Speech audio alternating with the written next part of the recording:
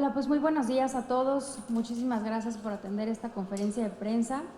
La verdad es que esta semana se nos juntaron muchos temas. Lo primero que les quiero platicar es, bueno, en seguimiento a los acuerdos entre México y Estados Unidos, que es un tema que como miembro de la Comisión de Relaciones Exteriores he estado pues dándole seguimiento, y después de la comparecencia del canciller Marcelo Ebrard en el Senado, que él mismo y otros legisladores en la comisión, fue en la sede del Senado, pero fue en la comisión permanente esta comparecencia, y varios legisladores y él mismo pues hicieron este llamado a crear un mecanismo de seguimiento por parte del Poder Legislativo a la implementación de los acuerdos entre México y Estados Unidos en materia migratoria. Entonces, a raíz de eso envié una carta a la presidenta de la Comisión de Gobernación, a la diputada Rocío Barrero, para que en el seno de la comisión, en la Cámara de Diputados, independientemente de que se haga un mecanismo o no integrado por senadores o por diputados, eso ya está, digamos, en el ámbito de la competencia de los órganos de gobierno de la Cámara, pero independientemente de eso, como Comisión de Gobernación, ¿se escucha?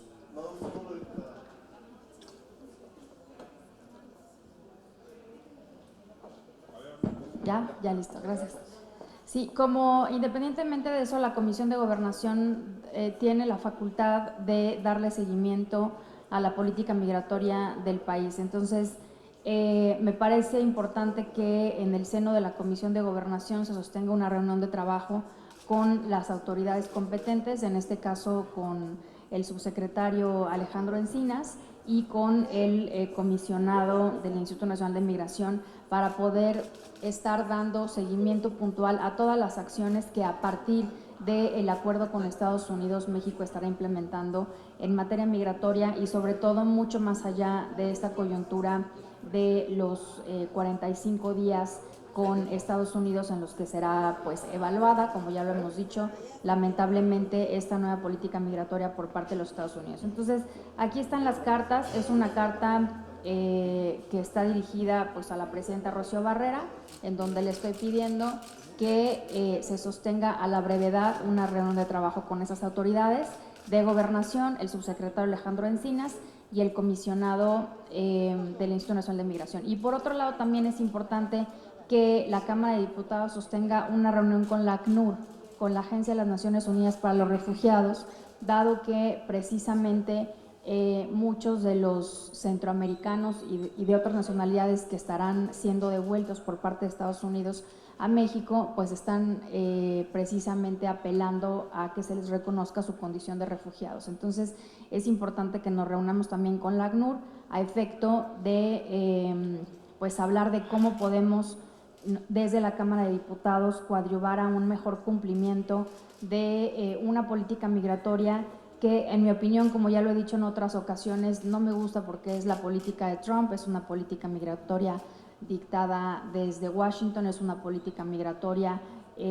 punitiva, y precisamente la reunión con la ACNUR y con la Secretaría de Gobernación sería para tratar de mitigar que así sea. Y todo esto en el marco del cumplimiento del Pacto Global para una Migración Segura, Ordenada y Regular, del cual México forma parte y que firmó el año pasado en el seno de las Naciones Unidas. Bueno, ese es un tema. El otro tema que también surgió en estos días y que no, pues me parece importante no dejarlo de tocar, son dos acontecimientos que están aparentemente desvinculados, pero que en realidad, en mi opinión, no lo están. Y es pues este atentado en contra del Estado laico, que ya pues veníamos siendo avisados por parte del presidente López Obrador, estas reuniones que había tenido con algunos representantes de iglesias evangélicas en el pasado, en el que pues el presidente López Obrador se había comprometido a ayudarles a que obtuvieran concesiones de radiodifusión, ¿no? De televisión o de radio, etcétera.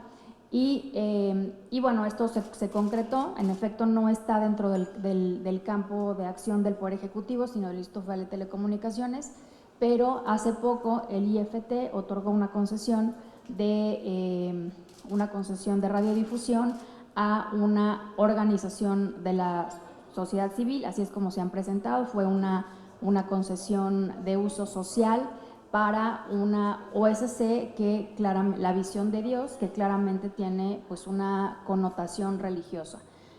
Eso sucedió hace unos días, y por otro lado, a finales de mayo se publicó una modificación al reglamento interior de la Secretaría de Gobernación, en la que se reforma el artículo 83 de este reglamento para incorporar nuevas atribuciones a la Unidad de Asuntos Religiosos, prevención, a la Unidad de Asuntos Religiosos de la Secretaría de Gobernación. Se llama Unidad de Asuntos Religiosos, Prevención y la Reconstrucción del Tejido Social, ¿no? Voy a repetir exactamente como dice. En dicho reglamento se contempla la creación de la Unidad de Asuntos Religiosos, Prevención y la Reconstrucción del Tejido Social con las siguientes atribuciones. Y son tres atribuciones que pues implican que las asociaciones religiosas pues estarán coadyuvando o se le delegarán acciones de política pública, particularmente en materia de prevención del delito, pues que son obligación del Estado y que no tendrían por qué estar a cargo de asociaciones religiosas. Esto independientemente del credo de que se trate. Y entonces la reforma dice, o sea, las atribuciones nuevas de esta unidad son coordinar, implementar y dar seguimiento a los programas, estrategias, proyectos, protocolos y acciones en materia de prevención social del delito y la cultura de paz a través de la reconstrucción del tejido social. Por otro lado, contribuir con la persona titular de la Secretaría en la conducción de las relaciones del Poder Ejecutivo con las asociaciones religiosas, iglesias, agrupaciones y demás instituciones y organizaciones religiosas. Eso no tiene ningún problema. Y la siguiente, que es promover y vigilar el cumplimiento de las disposiciones constitucionales y legales en materia de culto público, tampoco tiene ningún problema. La número 8 es la que llama la atención. Coordinar en el marco del estricto respeto al ejercicio de la libertad religiosa, la concertación, colaboración, implementación y seguimiento a programas, estrategias, proyectos, protocolos, acciones y acuerdos que coadyuven a la prevención social del delito y la cultura de paz a través de la reconstrucción del tejido social. Esto pues infiere, ¿no?, que serán las asociaciones religiosas las que, como dice el propio texto del reglamento, coadyuven a la consecución de los fines de prevención del delito, que, insisto, no tienen por qué estar a cargo de ninguna asociación religiosa, sino que son directamente responsabilidad del Estado. Dichas disposiciones representan transgresiones a los principios del Estado laico y la separación Iglesia-Estado establecidos en la Constitución Política de los Estados Unidos Mexicanos y la Ley de Asociaciones Religiosas y Culto Público. Esto es, las facultades establecidas por la Unidad de Asuntos Religiosos, Prevención y Reconstrucción del Tejido Social, las cuales no se encuentran debidamente motivadas y fundadas, infieren, como ya dije, una participación e intervención de asociaciones religiosas en la implementación de políticas públicas por parte del gobierno federal, en este caso en materia de prevención del delito. La Ley de Asociaciones Religiosas y Culto Público establece diversas obligaciones a las asociaciones religiosas, como son regirse internamente por sus propios estatutos, los que contendrán las bases fundamentales de su doctrina o cuerpo de creencias religiosas. Al respecto, por la misma naturaleza de las asociaciones religiosas y de acuerdo a los requisitos legales para su constitución, no es observable que esos estatutos señalen una participación en las decisiones de cualquier autoridad. Realizar actos de culto público religioso, así como propagar su doctrina, siempre que no se contravengan las normas y previsiones de este y demás ordenamientos aplicables, sus actividades deben de ser estrictamente de carácter religioso. Asimismo, la ley establece que las asociaciones religiosas deberán sujetarse siempre a la Constitución y a las leyes que de ella emanan y respetar las instituciones del país. La ley señala como infracciones, entre otras, las siguientes: asociarse con fines políticos, así como realizar proselitismo o propaganda de cualquier tipo a favor o en contra de candidato, partido o asociación política algunos, y desviar de tal manera los fines de asociaciones que éstas pierdan o menoscaben gravemente su naturaleza religiosa. Entonces, bueno, por estas razones es que llama la atención este cambio en el reglamento interior de la Secretaría de Gobernación, lo cual, insisto, no es nuevo, es simplemente la concreción de varios hechos que han sido del conocimiento público, como el hecho de que el presidente de la República les pidió apoyo para precisamente ayudarle a concretar pues varios de los objetivos de su administración, de su gobierno, de manera particular la prevención del delito.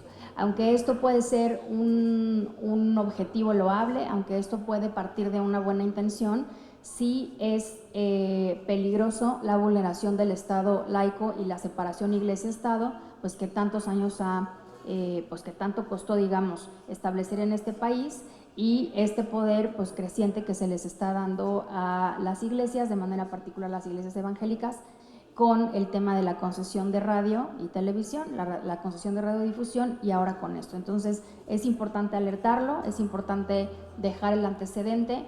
En la Comisión de Radio y Televisión que yo presido hay varios diputados que han externado su intención de proponer que haya una reunión de trabajo con el IFT para que expliquen las razones de esta concesión. Y en cuanto a esta disposición, este cambio en el reglamento interior de la Secretaría de Gobernación, pues también estaremos analizando posibles acciones de defensa legal en contra de esta disposición. Entonces, bueno, son los dos temas que quería tocar. Como les decía, pues se juntaron varios en esta semana y pues esos son los dos temas. Estoy a sus órdenes por si hay alguna pregunta. Gracias, diputada. La primera pregunta es de Margarita Nicolás.